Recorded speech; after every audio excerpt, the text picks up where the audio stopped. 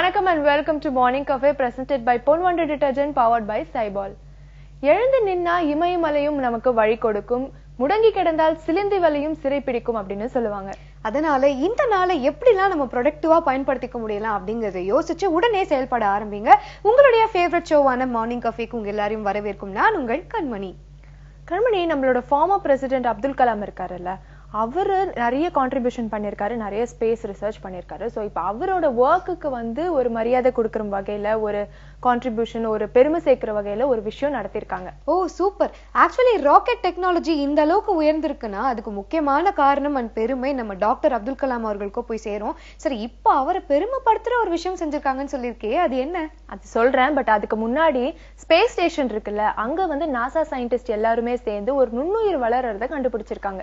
Actually முக்கியமான பல நாடுகள் சேர்ந்து பூமிக்கு மேல பூமியை சுத்தி வர மாதிரி அமைக்கப்பட்டிருக்கிறது தான் ஸ்பேஸ் ஸ்டேஷன். இப்ப அப்படிப்பட்ட ஸ்பேஸ் ஸ்டேஷன்லயே ஒரு நுண்ணுயிர் வளருதுன்னா எப்படி அது சாத்தியம்? ஆக்சுவலா ஸ்பேஸ் ஸ்டேஷன்ல இருக்கிற ஃபில்டர்ஸ்ல தான் இந்த நுண்ணுயிர் வளர்றத கண்டுபிடிச்சிருக்காங்க. இது பாக்டீரியா மாதிரி இருக்குன்னு சொல்றாங்க. அண்ட் ரொம்ப ஷாக்கிங்கான விஷயம் என்னன்னா, இந்த மாதிரி ஒரு நுண்ணுயிர் பூமியிலேயே இல்லையா, இது ஸ்பேஸ் ஸ்டேஷன்ல மட்டும்தான் வளருதுன்னு ப்ரூவ் பண்ணிருக்காங்க. ஓ, அப்ப ரொம்ப யூனிக்கான ஒரு நுண்ணுயிர்னு சொல்லு. அப்போ பூமிக்கு மேல ஒரு உயிர் வாழறதுக்கான சாத்தியம் இருக்குன்னா ஏலியன்ஸ் இருக்கிறது கூட உண்மைதானோ? யாருக்கு தெரியும், ஹாலிவுட் படத்துல வர மாதிரி ஃபியூச்சர்ல பறக்கும் தட்டுல உட்காந்து நம்ம டிராவல் பண்ற மாதிரி சிச்சுவேஷன்ஸும் வரலாம் இல்லையா? அதெல்லாம் இருக்கட்டும், ஏலியன்ஸ் பத்தில நம்ம பொறுமையா பேசிக்கலாம். முதல்ல டாக்டர் அப்துல் கலாமுக்கு பெருமை சேர்க்கிற மாதிரி ஒரு விஷயம் செஞ்சிருக்காங்க அப்படின்னு சொன்னியே, அதுக்கும் இப்ப நீ பேசிட்டு இருக்கிற நுண்ணுயிருக்கும் என்ன சம்பந்தம்? எஸ், அவரோட ஒர்க், அவருடைய கான்ட்ரிபியூஷன் இந்த ஸ்பேஸ் ரிசர்ச்ல பார்த்து அந்த மைக்ரோஸ், அந்த நுண்ணுயிர் இருக்குல்ல, அதுக்கு அவரோட பேரை வச்சிருக்காங்க. சூப்பர்ல. ஆக்சுவலி 1963ல நாசால அப்துல் கலாம் அவர்கள் போய் பயிற்சி எடுத்திருக்காரு. மேபி அந்த பாசத்தால கூட இந்த நுண்ணுயிருக்கு அவருடைய பெயரே வச்சிருக்கலாம். சரி, இந்த நுண்ணுயிரோட பெயர் என்னன்னு சொல்லவே இல்லையே. அந்த நுண்ணுயிரோட பேர் சொலிபாசில்ஸ் கலாமி அப்படின்னு வச்சிருக்காங்க. சரி, ஓகே, இந்த தகவலோட அடுத்த பகுதி என்னங்கறத பார்த்துட்டு வந்துடலாம்.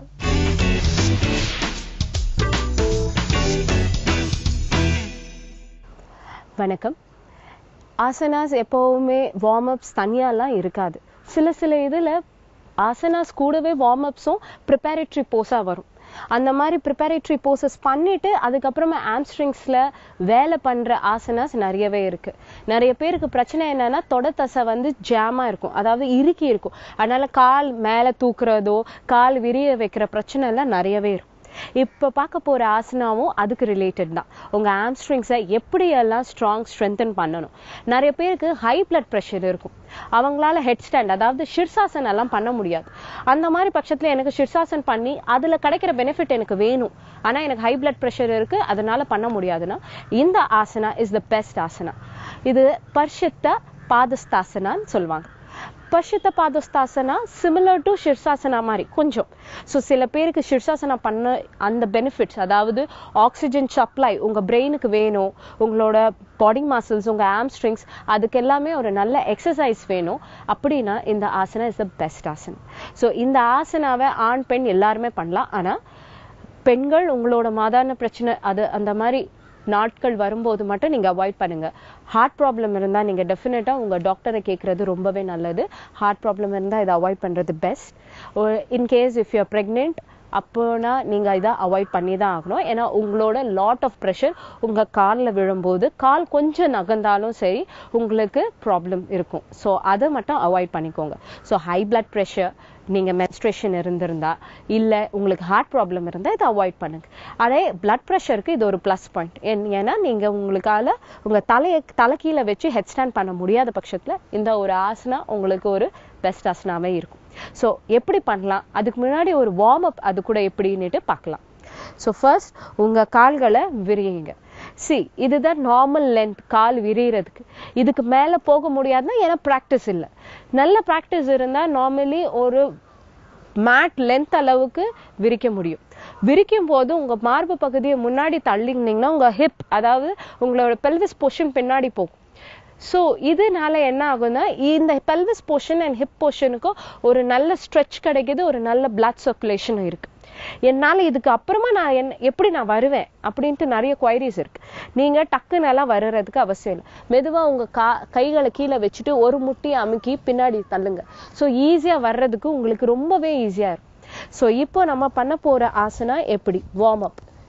பெஸ்ட் நல்ல ஒரு ஸ்ட்ரெச் எடுங்க. உங்க கைகளை இன்டர்லாக் பண்ணிக்கிட்டு மேலே இழுத்து உங்க செஸ்ட்டை முன்னாடி தள்ளுங்க. ஸோ முதுகு தண்டு ஸ்ட்ரைட்டா இருக்கு. ஸோ மெதுவா ரைட் ஹேண்ட் சைட் திரும்புங்க.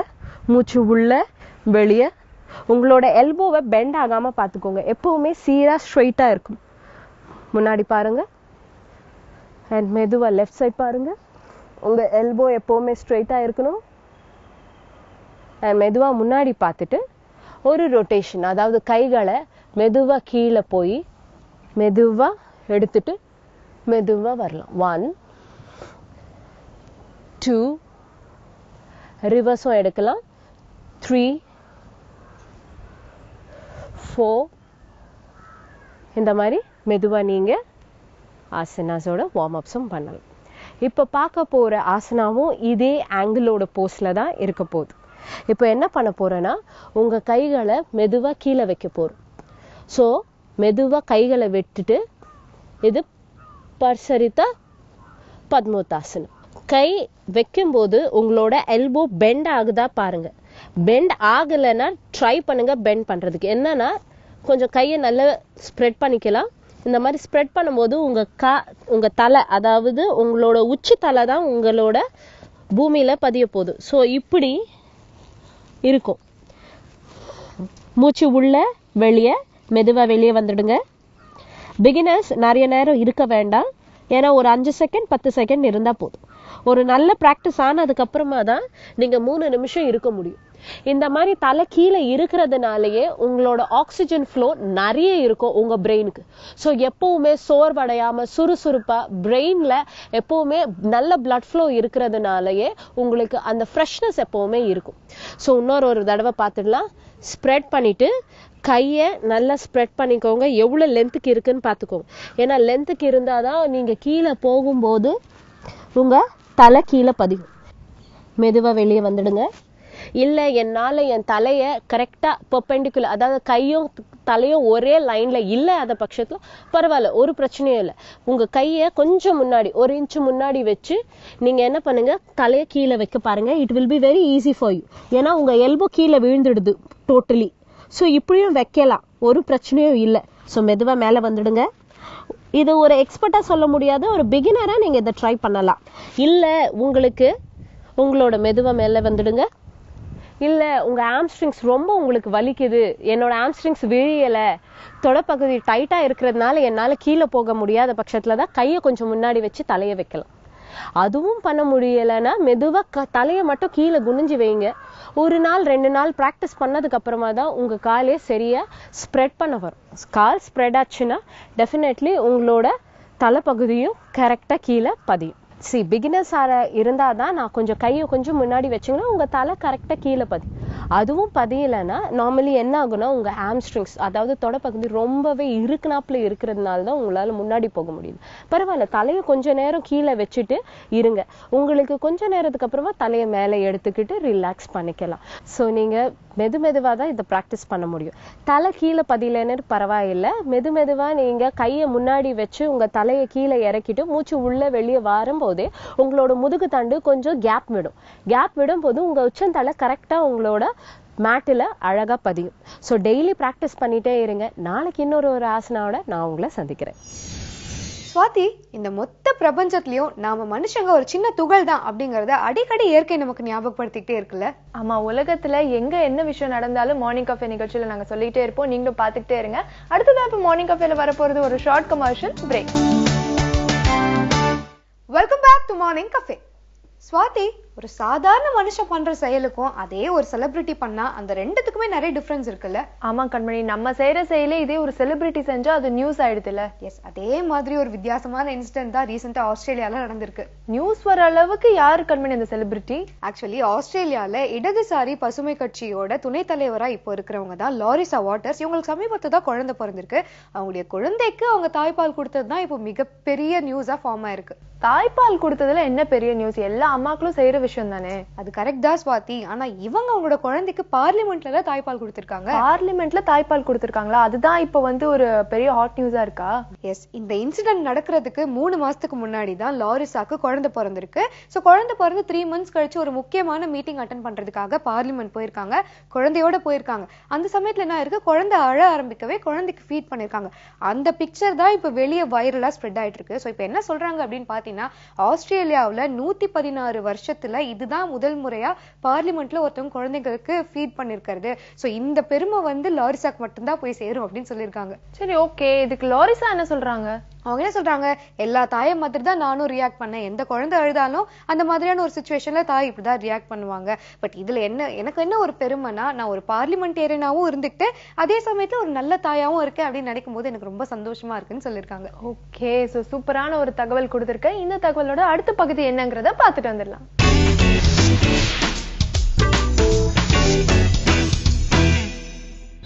வணக்கம், நான் உங்க கார்த்திகா.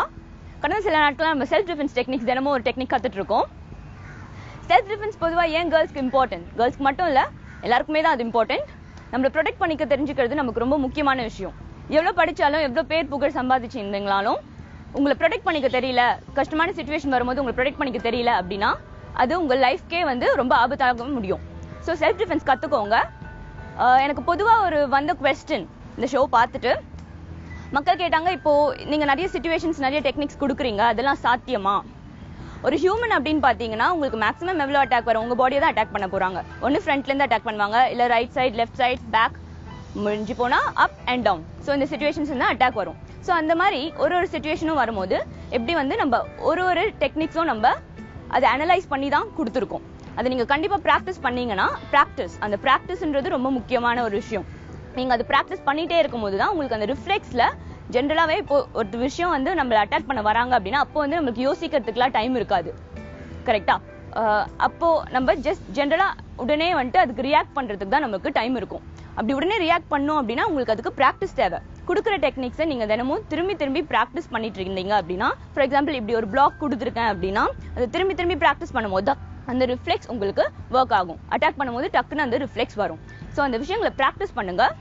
இன்னைக்கு வந்துட்டு ஒரு இம்பார்ட்டன்டான ஒரு டிஃபிகல்ட்டான சிச்சுவேஷன், அதுதான் நம்ம வந்து எப்படி டேக்கிள் பண்றது அப்படின்னு சொல்லிட்டு கொடுத்துருக்கோம். ஓகே, இன்னைக்கு என்னோட பார்ட்னர் ஐஸ்வர்யா இருக்காங்க. Welcome Aishwarya to the show. So இன்னைக்கு நம்ம என்ன டெக்னிக் பார்க்க போறோம் அப்படின்னா, ஒருத்தவங்க நம்ம ஷாலை வந்து புல் பண்ண வராங்க, இல்ல செஸ்ட் ஏரியா கிட்ட கிராப் பண்ண வராங்க, அந்த மாதிரி ஒரு சிச்சுவேஷன்ல எப்படி டேக்கிள் பண்றது அப்படின்னு சொல்லிட்டு நம்ம இன்னைக்கு பார்க்கலாம். ஜென்ரலா கிராப் பண்ண எப்படி வருவாங்க? ஸோ இந்த செஸ்ட் ஏரியா கிட்ட இப்படி, அது ஒரு நெகட்டிவ் இன்டென்ஷன். அதுல ஒரு பாத்தீங்க அப்படின்னு சொன்னா இப்படி கிராப் பண்ண வருவாங்க, அந்த மாதிரி ஒரு நெகட்டிவ் இன்டென்ஷனோட வருவாங்க. அந்த மாதிரி இன்டென்ஷனோட வரும்போது ஃபர்ஸ்ட் வந்து நீங்க இந்த பார்ட்ல உங்க ஹேண்ட் இருக்கு இல்லையா, இங்க இதுல பிளாக் பண்றீங்க. இதுல பிளாக் பண்ணிட்டு இதே பிளாக் தான் வந்து உங்களுக்கு 4 டெக்னிக்ஸ்க்குமே வரும். இந்த பிளாக் இதை பாத்தீங்க அப்படின்னா ஜஸ்ட் உங்க ரைட் ஹேண்ட், லெஃப்ட் ஹேண்ட், ஒரு லெஃப்ட் ஹேண்டுமே முதல்ல வச்சுக்கலாம். ஏதாவது ஒரு சைட்ல இப்படி பிளாக் பண்றீங்க.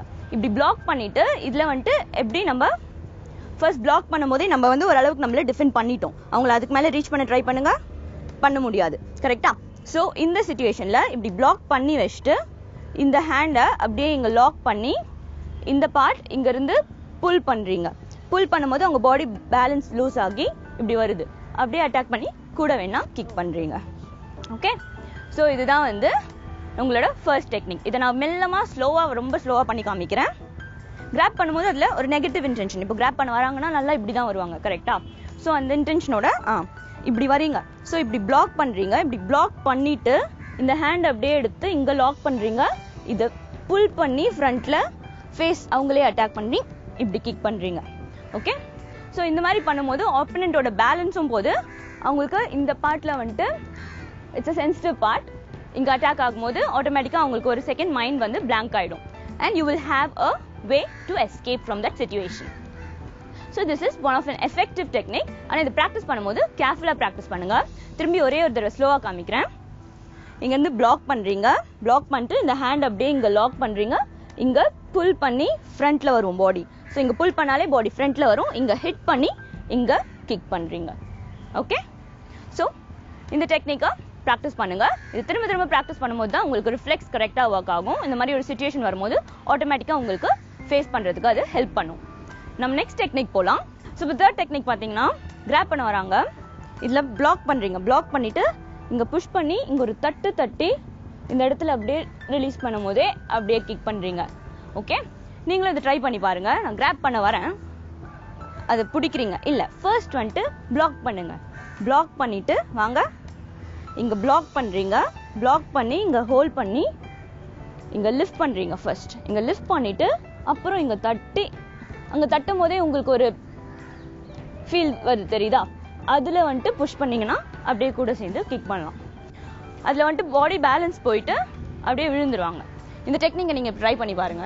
ஓகே, இங்க கிராப் பண்றேன், பிளாக், அது ஹோல்ட், இங்க ஒரு தட்டு, அது கூட அப்படியே எஸ் அந்த பேலன்ஸ் எக்ஸாக்ட்லி. ஸோ இந்த மாதிரி பேலன்ஸ் வந்து போகும். இந்த டெக்னிக்கும் வந்துட்டு ரொம்ப எஃபெக்டிவான ஒரு டெக்னிக், உங்களை அழகா ப்ரொடெக்ட் பண்ணிக்கலாம். இன்னும் ஒரு டெக்னிக் பாருங்க. இப்போ அவங்க அதே மாதிரி கிராப் பண்ண வராங்க, இங்க பிளாக் பண்ணி இங்க ஹோல்ட் பண்ணிட்டீங்க.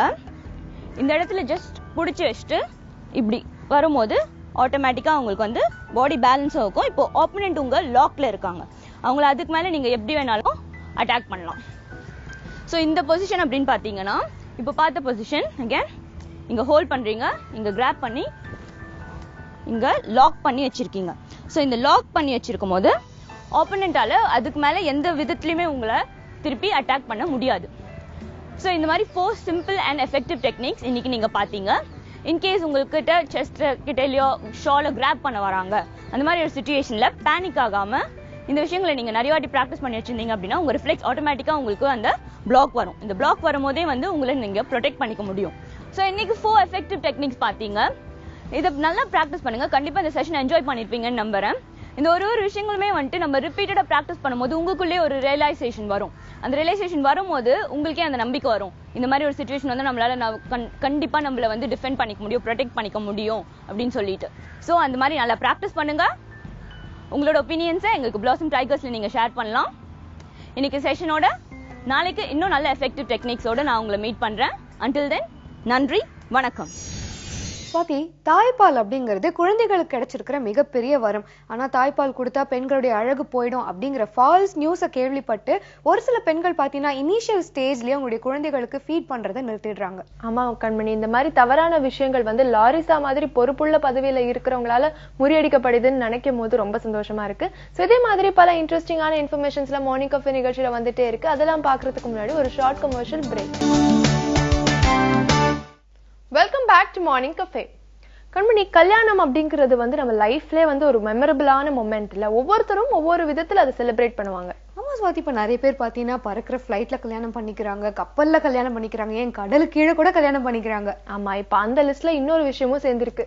ஏன் யாராச்சும் ஸ்பேஸ் ஸ்டேஷன்ல கல்யாணம் பண்ணிக்க போறாங்களா? அந்த அளவுக்கு எல்லாம் இல்ல, அதோட கொஞ்சம் கீழே எவரெஸ்ட்ல தான் கல்யாணம் பண்ணிக்க போறாங்க. வாவ்! ஆனா ஆக்சுவலி எவரெஸ்ட்ல சாதாரணமா நம்ம கிளைம் பண்ணி போறதே ரொம்ப கஷ்டமான விஷயம். ஆனா கல்யாணம்னா பொண்ணு மாப்பிள்ளை, பொண்ணு வீட்டுக்காரங்க, மாப்பிள்ளை வீட்டுக்காரங்க, மத்த சொந்தக்காரங்க, இப்படி இத்தனை பேர் சேர்ந்து கிளைம் பண்ணி ஒரு கல்யாணத்தை அட்டென்ட் பண்ண போறாங்க. இல்ல, அந்த அளவுக்கு எல்லாம் பண்ண முடியாது. வெறும் பொண்ணு மாப்பிள்ளை மட்டும்தான் வந்து எவரெஸ்ட்ல கிளைம் பண்ணி போய் கல்யாணம் பண்ணிக்க போறாங்க. எவரெஸ்ட் கிளைம் பண்றதுக்கு வந்து இவங்க 2 பேரும் சேர்ந்து 1 வருஷம் ட்ரைனிங் எடுத்திருக்காங்களாம். வாவ்! கல்யாணத்துக்காகவே வருஷக்கணக்கா ப்ரிப்பேர் பண்ணிருக்காங்க போல இருக்கே. சரி, அந்த பொண்ணு மாப்பிள்ளை யாரு? அந்த கப்பல் யாருன்னா கலிபோர்னியாவை சேர்ந்த James Chisholm and Ashley ஸ்கிமேட்டர். So இவங்களோட சேர்ந்து ஒரு மலை ஏறுறதுல எக்ஸ்பர்ட்டும், அது மட்டும் இல்லாம ஒரு போட்டோகிராஃபரையும் சேர்த்து இவங்க கூட்டிட்டு போயிருக்காங்க. ஓ, இந்த அட்வென்ச்சர் ட்ரிப்ல எக்ஸ்ட்ரா ஒரு போட்டோகிராஃபர் வேற கூட ஜாயின் பண்ணிருக்காரா? ஆமா, இவங்க 2 பேரும் வந்து மவுண்ட் எவரெஸ்ட்ல வந்து கல்யாணம் பண்ணிக்கிறத சூப்பரா கேப்சர் பண்ணிருக்காராம் போட்டோகிராஃபர். Wow, super! உங்களுடைய கல்யாணம் உச்சத்துல நடந்த மாதிரியே உங்களுடைய மேரேஜ் லைஃபும் உச்சத்தை தொடரணும்னு நம்மளுடைய மார்னிங் கஃபே சார்பா வாழ்த்துக்களை தெரிவிச்சுட்டு அடுத்த பகுதி என்னங்கறத பாத்துட்டு வரலாம்.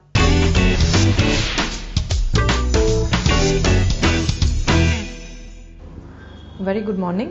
இன்றைக்கி நம்ம பேச போகிற டாபிக் என்னன்னு பார்த்தீங்கன்னா கண்ணை சுற்றி இருக்கிற கருவளையம், அதாவது டார்க் சர்க்கிள்ஸ், இல்லைன்னா எங்கள் லாங்குவேஜில் சொல்லணுன்னா பெரிஆர்பிட்டல் மெலனோசிஸ் அப்படின்னு சொல்லுவோம். இது வந்து எதனால் வருது அண்ட் இதை எப்படி ஹேண்டில் பண்ணலாம் அப்படிங்கிறது தான். ஸோ இந்த கருவளையம் அப்படிங்கிறது சில ஃபேமிலிஸில் ஜெனட்டிக்காகவே இருக்குங்க. அதாவது பார்த்தீங்கன்னா மதராக இருக்கலாம், இல்லைன்னா அவங்க சிஸ்டர்ஸாக இருக்கலாம், இல்லை வந்து ஃபாதர் சைடில் இருக்கலாம். எல்லாருக்குமே வந்து இந்த கண்ணை சுற்றி பார்த்தீங்கன்னா 2 சைட்லையுமே சிமெட்ரிக்கலாக ஒரு டார்க் பிக்மெண்டேஷன் பேட்ச் மாதிரி இருக்கும். இதை வந்து நாங்கள் பிக்மெண்ட்ரி டிமார்கேஷன் லைன் அப்படின்னு சொல்லுவோம். அதாவது அது உடம்புலேயே சார்ந்த ஒரு கலர் சேஞ்சு, அதை வந்து மாற்றுறது ரொம்ப கஷ்டம். இப்போ பர்த்லேருந்து இல்லாம வந்து through life later in life வரும்போது அதுக்கு என்னெல்லாம் ரீசன் அப்படின்லாம் பார்த்தீங்கன்னா 3 டிவைட் பண்ணிக்கலாம். அதாவது ஒன்று வந்து பிக்மெண்ட்ரி அப்படின்னு சொல்லுவோம். அதாவது பிக்மெண்ட்ரினா வந்து வெறும் அந்த பிக்மெண்டேஷன் டார்க்னஸ் மாத்திரம் இருக்கிறது. இது எதனால வரலாம்? எக்ஸசிவ் ரப்பிங்னால, அதாவது அலர்ஜிக்காக இருக்கிறவங்க, இல்லைன்னா ரொம்ப வந்து ஆஸ்மேட்டிக்காக இருக்கிறவங்க, இந்த மாதிரி ஃபேமிலியில் அலர்ஜிஸ் இருக்கு, இல்லை ரொம்ப ஸ்னீசிங் ப்ராப்ளம் இருக்குன்னு பார்த்தீங்கன்னா those people will keep rubbing, அதாவது இந்த கண்ணை போட்டு தேய்ச்சிக்கிட்டே இருப்பாங்க. ஸோ இதனாலையுமே வந்து உங்களுக்கு அந்த ஹோல் பகுதி வந்து டார்க் ஆகிடும் உங்களுக்கு. ரெண்டாவது வந்து என்னன்னு பார்த்தீங்கன்னா காஜல், காஸ்மெட்டிக்ஸ் ரொம்ப காமன் ரீசன். இந்த காஜல் அதிகமாக யூஸ் பண்ணுறவங்க பார்த்தீங்கன்னா உங்களுக்கு they will have deposition of lead. அந்த காஜல் இருக்கிற பிளாக் பிக்மெண்ட் இருக்கு இல்லைங்களா, அது வந்து தோல் கடியில் டெபாசிட் ஆகி அது ஒழுங்காக எடுக்காமல் இருக்கும்போது அதுவுமே ஒரு டார்க்கனிங் கொடுக்கறதுக்கு சான்ஸ் இருக்கு. ஸோ இது தவிர வந்து உங்களுக்கு இதுதான் பிக்மெண்ட்ரி காஸ்ட்னு சொல்றது, அதாவது பேசிக்காக ஒரு டார்க் கலரேஷன் டிஸ்கலரேஷன் கொடுக்கறது. இது தவிர வாஸ்குலர் அப்படிங்கிற காஸ்ட் சொல்லுவோம். வாஸ்குலர்னா என்னன்னு பார்த்தீங்கன்னா கொஞ்சம் வந்து தோலுக்கு அடியில் இந்த பகுதியில் இருக்கிற தோல் வந்து ரொம்ப மெலீஸா இருக்கிறதுனால ரொம்ப ஃபேரா இருக்கிறவங்களுக்கு, ஈவன் ஒரு ப்ரௌன் கலர்டா இருக்கிறவங்களுக்கு கூட அந்த அடியில் இருக்கிற ரத்த குழா வந்து ரொம்ப ஈஸியா வந்து தோல் வழியா தெரியும். அப்போ வந்து ஒரு பர்பிள் கலர் இல்லைன்னா வந்து ஒரு ரெட்டிஷா ஒரு டார்க் கலர் இருக்கிற மாதிரி தே லுக். இது தவிர ஸ்ட்ரக்சரல் வேரியேஷன்ஸ், அதாவது நம்ம ஒரு ஃபேஸ் ஸ்ட்ரக்சர்னு இருக்கும்போது நம்ம போன் ஸ்ட்ரக்சர் எப்படி இருக்கு, நம்ம ஐ சாக்கெட்டோட ஸ்ட்ரக்சர் எப்படி இருக்கு, ரொம்ப டீப்பா கண் இருக்கிறவங்க பை போன் ஸ்ட்ரக்சரே சில பேருக்கு ரொம்ப ஒரு குழியா இருக்கும் ஸ்கின் கண்ணு. அப்படி இருக்கும்போது மேல இருக்கிற ஐப்ரோட ரிட்ஜ் இருக்கு இல்லையா, அதோட ஷேடோவை கீழே விழும்போது கூட வந்து நம்ம கண்ணை சுற்றி ஒரு கருவளையம் இருக்கிற மாதிரி இருக்கும் உங்களுக்கு. இது எல்லாம் தவிர one more thing which happens, அதாவது உங்களுக்கு ஏஜ் ஆக என்ன ஆகும்னா இங்க இருக்கிற ஃபேட், அதாவது குழந்தைங்களுக்கு பார்த்தீங்கன்னா இந்த குழியே இருக்காது, பட் ஏஜ்ல இருக்கிறவங்க, அதிகமாக ஏஜ் இருக்கிறவங்க ஒரு 40+ ஒரு 35+ இருக்கிறவங்களுக்கு இந்த ஒரு குழி வர ஆரம்பிச்சிடும். அது ஏன் வருது அப்படின்னா இந்த சீக்ல இருக்கிற ஃபேட் த்ரூ ஏஜ் ஆக ஆக கீழே வந்து போய்கிட்டே இருக்கும், டிசெண்ட் ஆகிட்டே இருக்கும்.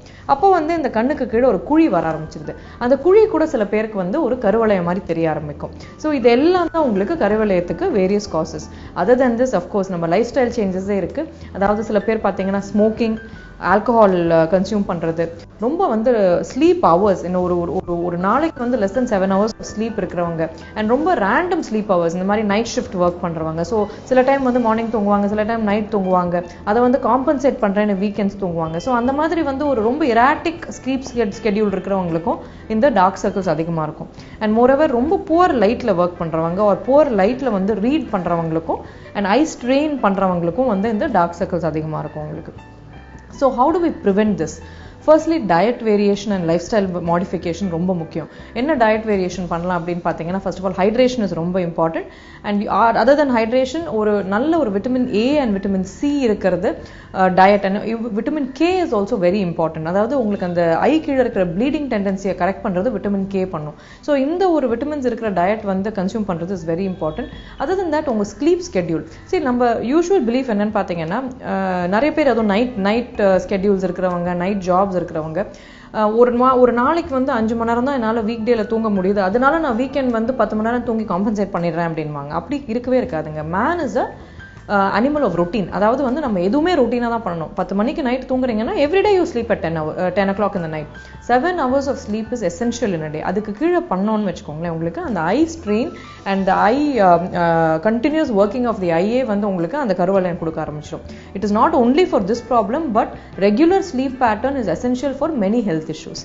ஸோ இது தவிர வந்து உங்கள் காஸ்மெட்டிக்ஸ், எஸ்பெஷலி விமன், இந்த காஜல் போடும்போது நீங்கள் யூஸ் அதாவது உங்களுக்கு லீக் ஆகாத காஜல், ஆர் ராதர் வந்து உங்களுக்கு லீக் ப்ரூஃப் காஜல்னு வரும், ஸ்மஜ் ப்ரூஃப் காஜல்னு வரும், அந்த மாதிரி சூஸ் பண்ணுங்க. அண்ட் ஆர்கானிக் ப்ராடக்ட்ஸாக சூஸ் பண்ணீங்கன்னா உங்களுக்கு லெட் கண்டென்ட் கம்மியாக இருக்கும். அந்த லெட் வந்து இன்ஃபேக்ட் இந்த காஷ்மீரி அந்த மாதிரி பாப்புலேஷன்ல வந்து who use lot of kajal இல்லையா, அந்த மாதிரி ஒரு பாப்புலேஷன், ஆப்கான்ஸ் அந்த மாதிரி இருக்கிறவங்கள தேவ் டன் ஸ்டடீஸ். இந்த இடத்துல வந்து தோலை வந்து கட் பண்ணி பயோப்சியே பண்ணி பார்த்துருக்காங்க. அதில் தே ஃபவுண்ட் அவுட் தட் இந்த ஒரு பர்டிகுலர் கண்டென்ட் ஆஃப் லெட் வந்து ரொம்ப அதிகமாக இருக்கு அவங்க கண்ணில், அதனாலே கருவளையம் கொடுக்குது அப்படின்ட்டு. ஸோ நீங்கள் ஆர்கானிக் காஜல் அந்த மாதிரி சூஸ் பண்ணுங்க. இந்த nights before you go to bed you should remove out your makeup with a very very gentle cleanser. ஏன்னா கண்ணை சுற்றி இருக்கிற skin is a very very sensitive skin. You should use an alcohol free product, a water based product, and ரொம்ப ஜென்டிலா வந்து from outside to inside கண்ணை ஸ்கின்னை stretch பண்ணிட்டு லேசா வந்து ஒரு soft cotton or soft cloth வச்சு எடுத்துடணும் மேக்கப்பை. should never let the makeup be on the skin because it will deposit under the skin. So இது தவிர வந்து நீங்கள் when you're using, சப்போஸ் நீங்கள் ஏதாவது உங்களுக்கு நிறைய பேர் வந்து ஃபேஸ் பேக்லாம் போடுவாங்க. இந்த ஃபேஸ் பேக் எல்லாம் போடும்போது ப்ரிஃபரபிளி அவாய்ட் தி ஐ சரௌண்டிங் ஏரியா. ஏன்னா இந்த ஏரியா நீங்க அந்த ஃபேஸ் பேக் ட்ரை ஆகும்போது அப்படியே பிடிச்சி இழுக்கும்போது அந்த தோல் கடி, அந்த கண்ணுக்கடியில் இருக்கிற தோல் வந்து it will damage it. So better to avoid those areas. And definitely read in good light. உங்களுக்கு வந்து if suppose any I problems இருக்குன்னா நீங்க வந்து ஒரு ஆஃப்தல்மாலஜிஸ்ட் ஐ டாக்டர் கிட்ட போயிட்டு அப்பப்போ உங்க பவர் கரெக்டாக இருக்கான்னு செக் பண்ணிக்கோங்க. தட் இஸ் ஆல்சோ இம்பார்ட்டன்ட் உங்களுக்கு. அது தவிர வந்து அவாய்ட் ரப்பிங் தி ஐஸ். எதுக்குமே சொல்றேன் நான் கண்டினியூஸ். சில பேர் ஒரு ஸ்ட்ரெயின் இருக்குனாலே ஒரு டென்ஷன் ஆனாலே கண்ணை வந்து ரொப் பண்ண ஆரம்பிச்சுவாங்க. இதை வந்து கண்டிப்பாக அவாய்ட் பண்ணுங்க. And other than that, of course, like I told, diet modifications. What else can be done? Medically என்ன பண்ணலாம் அப்படின்னு பார்த்தீங்கன்னா, we have chemical peels. இது வந்து medicinal substances which lactic acid, glycolic acid. இது வந்து lactic acid பார்த்தீங்கன்னா பால்ல இருந்து எடுக்கிறது, glycolic வந்து sugar cane ல இருந்து வருது. இது எல்லாமே வந்து உங்களுக்கு கண்ணுக்கு அடியில் இருக்கிற அந்த பிக்மெண்டேஷனை கண்டிப்பாக லைட்டன் பண்ணும்.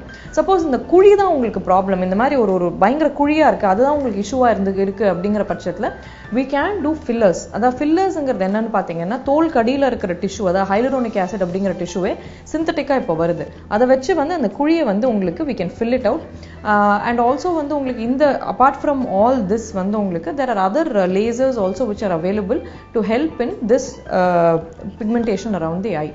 So by doing all this, by maintaining a healthy lifestyle and by using cosmetics which are safe for your skin, you can definitely prevent your dark circles and have healthier and better looking healthy eyes. Thank you.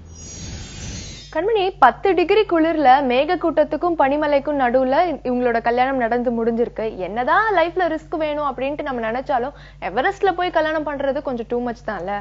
Actually கல்யாணத்துக்காக இதை விட அதிகமான risk எடுத்த ஒரு பொண்ணு இருக்காங்க. யார் அவங்க? ஆக்சுவலி இது கொஞ்சம் எமோஷனலான ஸ்டோரி. ஸோ ஒரு சின்ன பிரேக் எடுத்துட்டு வந்ததுக்கு அப்புறம் இந்த ஸ்டோரி என்ன அப்படிங்கறத பார்க்கலாம். இப்போ மார்னிங் கஃபேல வர போறது ஒரு ஷார்ட் கமர்ஷியல் பிரேக்.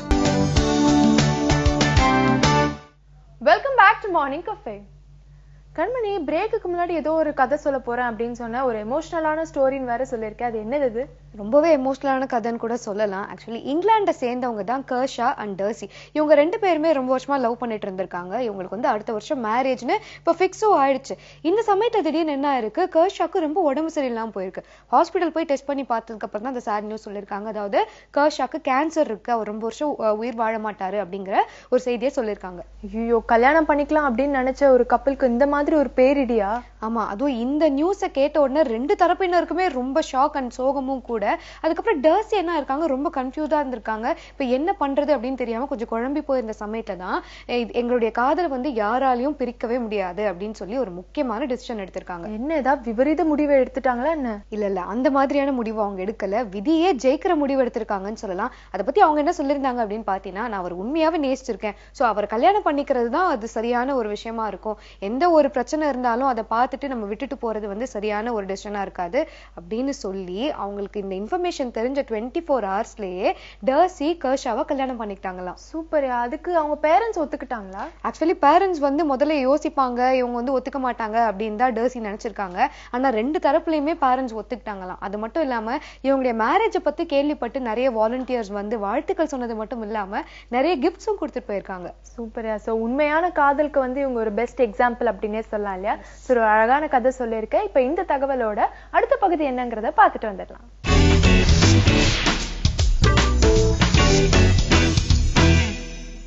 வணக்கம். ஔவையாருடைய ஆத்திச்சூடி. அறம் செய்ய விரும்பு ஆறுவது சினம் இயல்வது கரவேல். 3வது வாக்கியம்.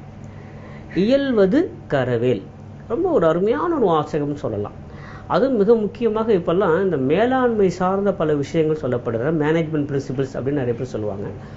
அப்புறம் இந்த தனி மனித உயர்வுக்கான சில விஷயங்கள்லாம் சொல்லுவாங்க, தன்னம்பிக்கை சார்ந்த விஷயங்கள்லாம் சொல்லுவாங்க. இது எல்லாத்துக்குமே, அதாவது பர்சனாலிட்டி டெவலப்மெண்ட் ரிலேட்டட் இஷ்யூஸ், இது எல்லாத்துக்குமே மிகவும் பயன் தரக்கூடிய ஒரு வாசகம்னு சொல்லலாம். நீங்க பாருங்களேன், 2 சொற்கள் தான் இருக்கு, இயல்வது கரவேல். அப்படிதான் இதில் நமக்கு தெரியாத ஒரு சொல் என்னன்னா இந்த கரவேல் அப்படிங்கிறதா. அதுக்கு என்ன அர்த்தம் அப்படின்னு பல பேருக்கு தெரியாமல் இருந்திருக்க வாய்ப்பு இருக்கிறது. ஏன்னா தமிழில் பல சொற்கள் நம்ம மறந்தே போயிட்டோம். அதனால இது அது மாதிரியான ஒரு சொல் தான் இது. கரவு அப்படி சொன்னால் வஞ்சனை அப்படின்னு அர்த்தம். வஞ்சகம், வஞ்சனை அப்படி சொல்லலாம். இயல்வது கரவேல். உங்களுக்கு என்ன இயல்பாக முடியுமோ, என்ன திறமை இருக்கிறதோ அதுக்கு வஞ்சனை செய்யாதீங்க. எவ்வளோ ஒரு அருமையான வாசனம். தயவு செய்து உங்கள் திறமைக்கு நீங்கள் வஞ்சனை செய்யாதீங்க. இது கிராம பக்கம்லாம் ரொம்ப அடிக்கடி சொல்லுவாங்க இந்த வாசனங்கள்லாம். என்ன அப்படின்னா, யாராவது கிராமத்தில் போய் நம்ம ஏதாவது குடிசில் உட்காந்து சாப்பிட்றோம் வச்சுக்கோங்க, நம்ம வேண்டிய நண்பர்கள் வீட்டில் வந்து சாப்பிட்றோம். அப்போ அவங்களுடைய நண்பருடைய அம்மா தாத்தா பாட்டி யாராவது வருவாங்க, பக்கத்தில் வந்து பேசிகிட்டு இருப்பாங்க, நம்ம சாப்பிட்டுட்டு இருப்போம். இயல்பாகவே நமக்கு என்ன நகர வாழ்க்கையில் நம்ம இயந்திர வாழ்க்கைக்கு பழக்கப்பட்டதுனால அதிகமாக சாப்பிட மாட்டோம், சாப்பாட்டு அளவு குறைஞ்சிரும். அப்போ நம்ம போதும் போதும் போதும் சொல்லுவோம். அப்போ பக்கத்தில் பெரியவங்க சொல்லுவாங்க, என்ன தம்பி வயிற்றுக்கு வஞ்சனை பண்ணாதீங்க அப்படின்னு. இந்த வஞ்சனைங்கிறது அவ்வளோ சாதாரணமான ஒரு சொல், ஆனால் நம்ம இப்போ பழக்கத்தில் இல்லாமல் போயிடுச்சு இது எல்லாமே. ஆக அந்த வஞ்சனை அப்படிங்கிற அந்த பொருள் தான் இந்த கரவு அப்படிங்கிறதுக்கு. இயல்வது கரவேல், do not do injustice to your potentials. எவ்வளோ ஒரு அருமையான வாசகம் பாருங்களேன். உங்களுடைய திறமை என்ன இருக்கிறதோ அந்த திறமைக்கு தயவு செய்து வஞ்சகம் பண்ணாதீங்க. யாராவது சொல்லியிருப்பாங்களா பாருங்களேன், எந்த ஒரு சிந்தனையாளராக உலக அளவில் இந்த மாதிரி சொல்லியிருப்பாங்களா? உங்களுக்கு எது இயலுமோ அது தயவு செஞ்சு பண்ணுங்க. இயல்வதுங்கிற நம்முடைய திறமை அடிப்படையை வச்சு, சரிங்களா? நம்முடைய திறமை, நம்முடைய புலமை என்ன இருக்குன்னு பாருங்க, தயவு செய்து அதுக்கு வஞ்சனை பண்ணாதீங்க. இயல்வது கரவேல். இது 2 விதமாக எடுத்துக்கலாம். ஒன்று வஞ்சனை செய்யாதீர்கள் அப்படி வச்சுக்கலாம், அல்லது இன்னமும் நெருக்கமாக நம்ம புரியுற மாதிரி சொன்னால் தயவு செய்து தள்ளி போடாதீங்க. இதையும் பார்ப்போம், 2மே பார்ப்போம் என்ன சொல்றாங்க அப்படின்னு சொல்லிட்டு. இயல்வது கரவேல், உங்களால் எது இயலுமோ, உங்களால் எது முடியுமோ அதற்கு தயவு செய்து வஞ்சகம் செய்யாதீர்கள். யோசிச்சு பாருங்களேன், இதெல்லாம் எந்த அளவுக்கு வேண்டிய ஒரு மிக முக்கியமான ஒரு அறிவுரை பாருங்களேன். அலுவலகத்துக்கு போகிறோம், 6 மணி நேரம் வேலை செய்கிறோம், 8 மணி நேரம் வேலை செய்கிறோம், இல்லை 4 மணி நேரம் வேலை செய்கிறோம். நம்மளால் முடியும், என்னெல்லாம் முடியுமோ அதை தயவுசெய்து செய்வோமே, ஏன் கூடாது? யோசிச்சு பாருங்களேன். வீட்டில் இருக்கோம், சும்மா தான் உட்காந்துருக்கோம், காலையிலேருந்து மாலை வரைக்கும் எவ்வளோ நேரம் நமக்கு ஓய்வான நேரம் கிடைக்குது, எவ்வளோ நல்ல நல்ல விஷயங்கள்லாம் பண்ண முடியும், ஆனால் பண்ணுறோமா? இல்லை. எல்லா இடத்துலையும் உண்டு, ஒவ்வொரு வீட்லையும் பாருங்கள், ஒவ்வொரு அலுவலகத்தையும் பாருங்கள், எல்லா இடத்துலையும் நடக்குது. பொது வாழ்க்கையில் இருக்க கூட நம்ம அதான் சொல்கிறது, உங்களால் எவ்வளவோ முடியும், ஏன் நீங்கள் பண்ணக்கூடாது? பல பேர் கேட்குறாங்க, இவருக்கு எவ்வளவு ஒரு மிகப்பெரிய ஒரு அதிகாரத்தை நம்ம கொடுத்துருக்கோம், எவ்வளவோ நல்லது பண்ணியிருக்கலாமே அப்படின்னு சொல்கிறாங்க இல்லையா? அதுக்கு என்ன அர்த்தம் அப்படின்னா, முடியும், இயலும், ஆனால் செய்யறது இல்லை, அதுக்கு வஞ்சனை பண்ணிட்டோமே அப்படின்னா. இப்போது ஒரு பள்ளிக்கு தலைமை ஆசிரியர் இருக்கும் வச்சுங்களேன், அப்போ என்னால் என்னெல்லாம் பண்ண முடியும்? இந்த பள்ளியில் கூட ஆசிரியர்கள்லாம் என்னோட கட்டுப்பாட்டில் இருக்காங்க, அங்கே இருக்கிற மாணவிகள்லாம் என்னோட கட்டுப்பாட்டில் இருக்காங்க, அங்கே இருக்கிற பணியாளர்கள் என்னோட கட்டுப்பாட்டில் இருக்காங்க, அந்த பள்ளியை சுற்றுப்புறம் என்னோட கட்டுப்பாட்டில் இருக்குது. எவ்வளோலாம் என்னால் பண்ண முடியும்? யோசிச்சு பாருங்களேன். எல்லாம் விரும்பினா அந்த நேரத்துக்கு போகிறாங்களா, இப்போ ஸ்கூலுக்கு கிளாஸில் உட்காந்துட்டாங்களா, திரும்பி வந்துட்டாங்களா, அது மட்டும் பார்க்கணுடைய வேலை இல்லை. என்னால் இன்னும் பல விஷயங்கள் என்னால் பண்ண முடியும். அது பண்ணலை அப்படின்னா என்னுடைய எனக்கு எது இயலுமோ அதற்கு நான் வஞ்சனை செஞ்சுட்டேன்னு அர்த்தம். அவ்வளோதான், வேறு ஒன்றுமே இல்லை. சே ஃபார் எக்ஸாம்பிள், குழந்தைங்களுக்கு இதெல்லாம் குழந்தைங்களுக்கான தான், ஆத்திச்சூடிங்கிறது அடிப்படையில் குழந்தைங்களுக்காக சொன்னது தான். இயல்வது கரவேல். இப்போ ஒரு ஹோம்ஒர்க் கொடுத்துருக்காங்க, நம்ம பண்ணுறோம், 1 மணி நேரம் ஆகுது, 2 மணி நேரம் ஆகுது ஹோம்ஒர்க் பண்ணுறதுக்கு. ஒரு நாள் என்ன பண்ணிட்டாங்கன்னா கிளாஸில், நாளைக்கு உங்களுக்கு ஹோம்ஒர்க் இல்லை, நீங்கள் விட்டுடுங்க அப்படின்னா, அப்போ அன்றைக்கு மாலை கூட அந்த 1 மணி நேரம் 2 மணி நேரம் ஓய்வாக தான் இருக்க போகிறோம். அப்போ வேறு ஏதாவது ஒன்று எடுத்து பண்ண முடியும், ஆனால் எத்தனை பேர் பண்ணுறோம்? யோசிச்சு பாருங்களேன். ஹோம்ஒர்க் பண்ண வேண்டிய நேரத்தில் ஹோம்ஒர்க் இல்லைங்கிற போது வேறு எதாவது பண்ண முடியுமா முடியாதா அப்படின்னு யோசிச்சு பார்த்தோம்னா முடியும், ஆனால் பண்ணுறதில்லை. அப்படின்னு என்ன அர்த்தம்? நம்மளால் முடியும் ஆனால் செய்வதில்லை அப்படின்னா நம்முடைய சக்திக்கு நாம் வஞ்சனை செஞ்சிட்டோம். அது தயவு செஞ்சு செய்யாதீங்க. ரொம்ப ஒரு அருமையான ஒரு கான்செப்ட், ரொம்ப ஒரு நுண்ணிய கான்செப்ட்னு கூட சொல்லலாம்.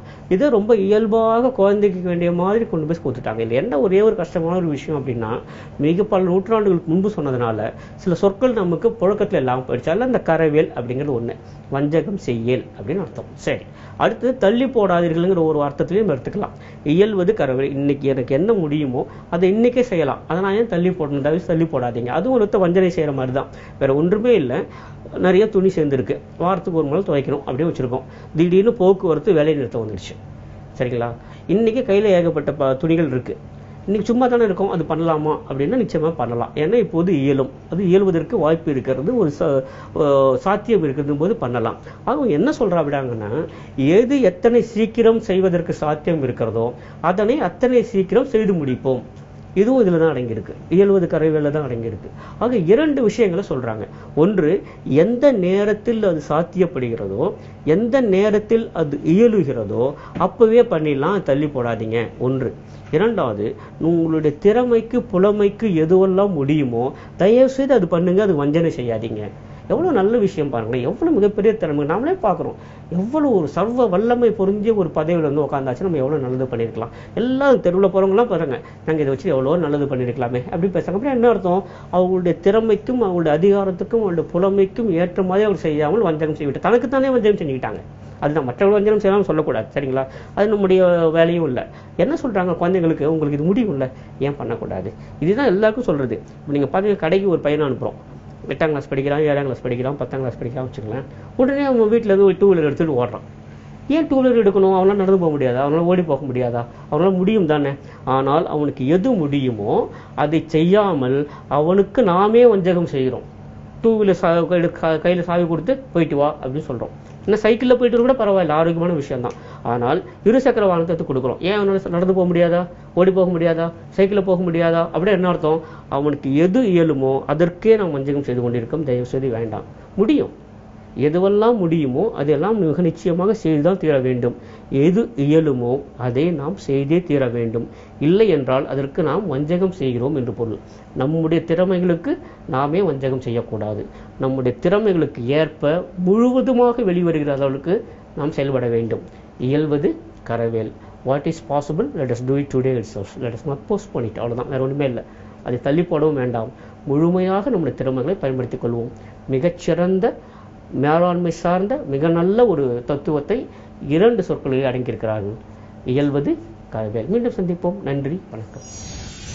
சுவாதி, சினிமாலெல்லாம் ஹீரோக்கோ இல்ல ஹீரோயின்கோ கேன்சர் வர மாதிரி எல்லாம் பார்த்திருப்போம். அந்த சமயத்துல ஒருத்தர் வந்து இன்னொருத்தர் நல்லா இருக்கணும் அப்படிங்கிறதுக்காக விட்டு கொடுக்குற மாதிரியான நிறைய திரைப்படங்கள் நம்ம பார்த்திருக்கோம். ஆனா ரியல் லைஃப்ல இப்படிப்பட்ட ஒரு சிச்சுவேஷன் வரும்போது அதை பத்தி என்ன சொல்றதுன்னே தெரியல. எஸ், நீ சொல்றது ரொம்பவே கரெக்ட். ஒரு எமோஷனலான ஒரு கதையை சொல்லிருக்க. டர்சி கதை கேட்டு நீங்களும் கண்டிப்பா எமோஷனலா இருப்பீங்க. ஸோ ஒரு பிரேக் எடுத்துக்கோங்க.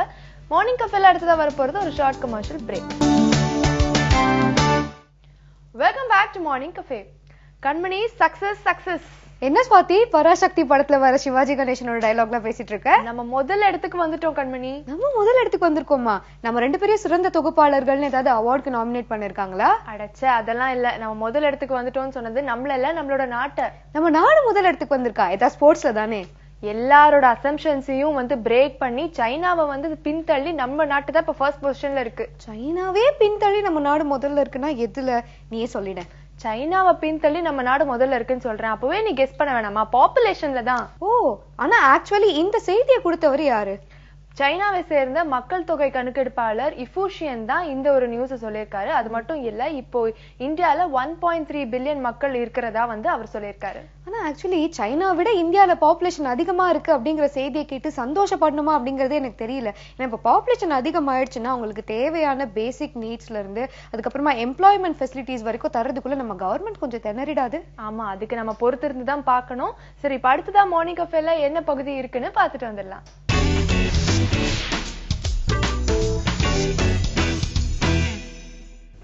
வணக்கம் நேர்களே. நான் இன்னைக்கு பேசக்கூடியது கொஞ்சம் சென்சிட்டிவான டாபிக். ஏன் அப்படின்னா இது வந்து இப்போ ரொம்ப தேவையாகவும் இருக்கு. பழைய கூட்டு குடும்பத்தில் இருக்கும்போது ஒரு ஃபேமிலி சப்போர்ட் இருந்துச்சு. அம்மா அப்பாக்குள்ள கருத்து வேறுபாடு இருந்தால் கூட ஒன்றாவே இருந்தாங்க, எப்படியோ ஒரு குழந்தை வளர்த்திட்டோம்.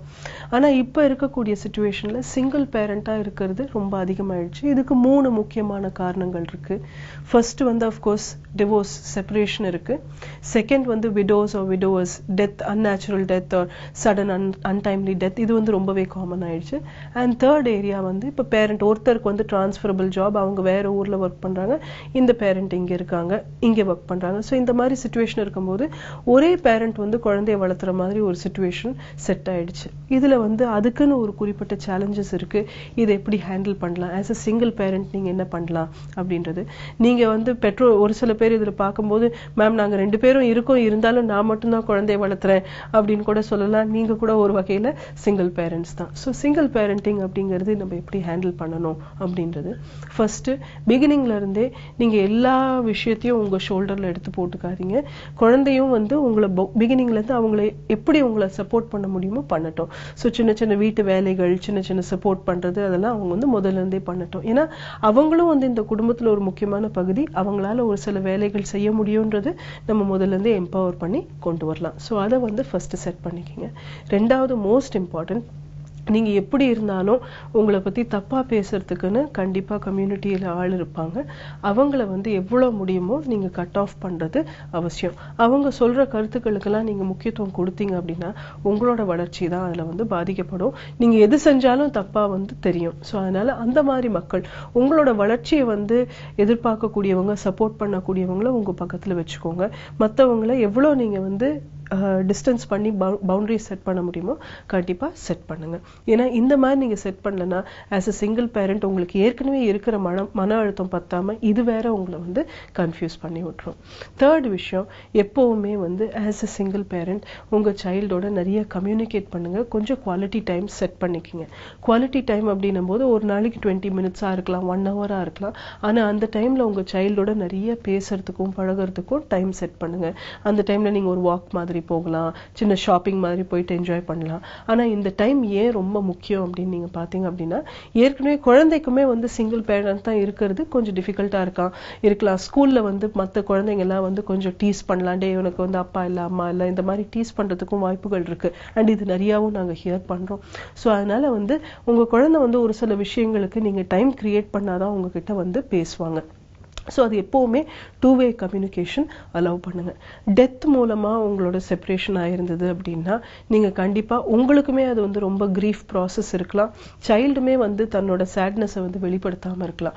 ஸோ இதுக்கு வந்து நீங்க தெரபிஸ்ட்டை மீட் பண்ணியும் நீங்க வந்து சரிப்படுத்திக்கலாம். இல்லைன்னா ரொம்ப மைல்ட் லெவல்ல இருந்ததுன்னா ஒரு சப்போர்ட் ஸ்ட்ரக்சர், ஃபேமிலிலையும் ஃப்ரெண்ட்ஸ்லயும் நீங்க சப்போர்ட் ஸ்ட்ரக்சர் மூலமா அந்த சேட்னஸை வந்து வெளிப்படுத்திக்கலாம். டிவோர்ஸ்னால இந்த சிங்கிள் பேரண்டா இருக்கீங்க அப்படின்னா முடிஞ்ச வரைக்கும் உங்க ஹஸ்பண்ட் பத்தியோ வைஃப் பத்தியோ சைல்டு கிட்ட நெகட்டிவா பேசாதீங்க. உங்களுக்குள்ள கருத்து வேறுபாடுகள் இருந்திருக்கலாம், பிரச்சனைகள் இருந்திருக்கலாம். பட் குழந்தைக்கு வந்து நீங்க 2 பேர் அம்மா அப்பா, என்னைக்குமே உங்களோட பார்ட்னரை பத்தி தப்பா குழந்தைகிட்ட பேசாதீங்க. ஏன்னா நீங்க அந்த மாதிரி பேசுனீங்க அப்படின்னா குழந்தைக்கு வந்து தனக்குள்ள ஒரு வெறுப்பு, ரிவெஞ்ச் எடுக்கணும் அப்படின்ற ஒரு ஃபீலிங், இல்ல தான் வந்து பெர்ஃபெக்ட் இல்லை அப்படிங்கிற ஃபீலிங், தனக்கு வந்து சுயமதிப்பு குறையறதுக்கு உண்டான ஃபீலிங்ஸ் எல்லாமே அதிகமாகலாம். ஸோ ஆஸ் அ பேரண்ட் எப்பவுமே நியூட்ரலா சொல்லுங்க. இல்ல கண்ணு சில தடவை வந்து பெரியவங்க 2 பேருக்கு கருத்து வேறுபாடு இருக்கலாம், ஆனா நீ வந்து இங்க என்னோட லைஃப்ல இருக்கிறதுக்கு நான் ரொம்ப சந்தோஷப்படுறேன்றது கிளியரா எடுத்து சொல்லுங்க. இதே வந்து பேரண்ட் டிராவல் ஆயிருக்காங்க, கல்ஃப்ல ஒர்க் பண்றாங்க, வேற எங்கேயா ஒர்க் பண்றாங்கன்னா நீங்க அந்த பேரண்ட் இங்க வரும்போது ஸ்ட்ரக்சர்ஸ் எல்லாம் சேஞ்ச் பண்ணாதீங்க.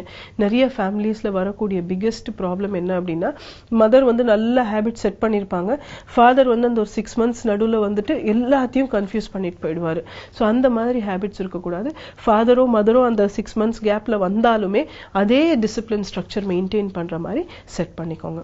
As a single parent make time for your self. உங்களோட ஓன் நீட்ஸை வந்து டெவலப் பண்ணிக்கிறதுக்கும் உங்களுக்கு ரிலாக்ஸேஷனுக்காக டைமும் நீங்க வந்து கண்டிப்பா வாரத்திலேயாவது ஒரு தடவை செட் பண்ணிக்கங்க. 15 மினிட்ஸா இருக்கட்டும், 1 ஹவரா இருக்கட்டும், உங்களுக்குன்னு ஒரு சில டைம் ஸ்பேஸ் கிரியேட் பண்ணீங்கன்னா தான் உங்களுக்கு வந்து அந்த ஓவர்லோட் ஆஃப் பேரண்டிங் வந்து உங்களால ஹேண்டில் பண்ண முடியும். எல்லா ஆன்சர்ஸும் எப்பவுமே நம்மளுக்கு தெரியாது, ஆனா ஸ்ட்ரெஸ் இருந்ததுன்னா இன்னுமே அது கஷ்டமாயிடும். ஸோ அதனால அதுக்குன்னு நீங்க ஒரு டைம் ஒதுக்கிக்கணும். இன்னொரு பெரிய சேலஞ்ச் என்ன அப்படின்னா, ஃபாதர்ஸ் வந்து டாட்டர்ஸை சரியா ரேஸ் பண்ண முடியுமா, மதர்ஸ் வந்து சன்ஸை சரியா ரேஸ் பண்ண முடியுமா அப்படின்றது நம்மளுக்கு ஒரு கன்ஃபியூஷன் இருக்கலாம். சில்ட்ரனை பொறுத்த வரைக்கும் ஜெண்டர் வந்து அவ்வளவு பெரிய விஷயம் கிடையாது, ஸ்டெபிலிட்டி தான் முக்கியம். அதாவது அம்மா வந்து சன்னை நல்லா ரேஸ் பண்ணலாம், அப்பா வந்து டாட்டரை நல்லா ரேஸ் பண்ணலாம், இதுல ப்ராப்ளம் கிடையாது. ஸ்டேபிளான என்வாயர்மெண்ட், வீடு வந்து நல்ல ஒரு ஸ்டெபிலிட்டி இருக்கணும். நீங்க வந்து அதுக்காக இன்னொருத்தரை கொண்டு வந்து அந்த ஒரு ஸ்டெபிலிட்டியை வந்து டிஸ்ட்ராய் பண்ணக்கூடாது. உங்களுக்கு வந்து ஒரு சில விஷயங்கள் இப்போ பாடியை பத்தி பேசணும், செக்ஷுவாலிட்டி பத்தி பேசணும், உங்களுக்கு தெரியல அப்படின்னா ப்ரொஃபஷனலாகவும் ஹெல்ப் யூஸ் பண்ணிக்கலாம். பட் மற்றபடியும் உங்களுக்கு வீடியோ டியூட்டோரியல்ஸ் எவ்வளவோ அழகா வந்துருச்சு, அதுல நீங்க டிஸ்கஸ் பண்ணலாம். சைல்டுமே வந்து ஒரு ட்ரஸ்டட் பர்சன், நீங்க வந்து நம்பிக்கையான பர்சனா இருக்கிறதுனால உங்ககிட்ட ஷேர் பண்ணிக்கிட்டாங்க அப்படின்னா இன்னுமே ரொம்ப நல்லா பியூட்டிஃபுல்லா அந்த உறவு வந்து டெவலப் ஆகும். அப்படியும் உங்களுக்கு வந்து இல்ல ஒரு ரோல் மாடல் இருந்துட்டா பரவாயில்ல அப்படின்னு உங்களுக்கு தோணுச்சு அப்படின்னா, இல்ல உங்க டாட்டரே வந்து அப்பா எனக்கு வந்து இந்த விஷயத்தை வந்து யார்ட்டையா பேசணும்னு தோணுது, உங்ககிட்ட பேச முடியாதுன்னு தோணுது அப்படின்னு சொன்னாங்க அப்படின்னா, உங்களோட ஃப்ரெண்ட்ஸ் சர்க்கிள்லயோ சிஸ்டர்ஸோ இல்ல யாரா ட்ரஸ்டட் ஃபீமேல் கம்பேனியன் இல்ல விமனுக்கு வந்து மேல் கம்பேனியன் ட்ரஸ்டட் பர்சன் இருந்தாங்கன்னா அவங்களோட நீங்க வந்து கொஞ்சம் டைம் வந்து சைல்டு ஸ்பெண்ட் பண்ண விடலாம். இந்த மாதிரி நம்ம சப்போர்ட் ஸ்ட்ரக்சர்ஸ் கிரியேட் பண்ணிக்கிட்டோம்னாலே சிங்கிள் பேரண்டிங் அப்படின்றத வந்து நம்ம ரொம்ப அழகா ஹேண்டில் பண்ணிக்கலாம். சிங்கிள் பேரண்டிங் அப்படின்றது இன்னும் நிறைய நம்ம வந்து சந்திக்கலாம். ஏன்னா இந்தியாவில் வந்து ஃபேமிலி ஸ்ட்ரக்சர்ஸ் மாறிட்டு இருக்கு. இதுக்கு நம்மளே வந்து நம்மள கியர் அப் பண்ணிக்கிறது ரொம்ப அவசியம். இன்னைக்கு நம்ம மார்னிங் கஃபேல வந்து எல்லா சுவாரஸ்யமான பகுதிகளையும் நீங்க பார்த்து என்ஜாய் பண்ணிருப்பீங்கன்னு நாங்க நம்புறோம். இதே மாதிரி அடுத்த மார்னிங் கஃபே நிகழ்ச்சியில உங்களை வந்து சந்திக்கும் வரை உங்களிடமிருந்து விடைபெறுவது சுவாதிஷ்டா மற்றும் கண்மணி. இது உங்கள் morning cafe, presented by Ponvandu detergent, powered by Cyball.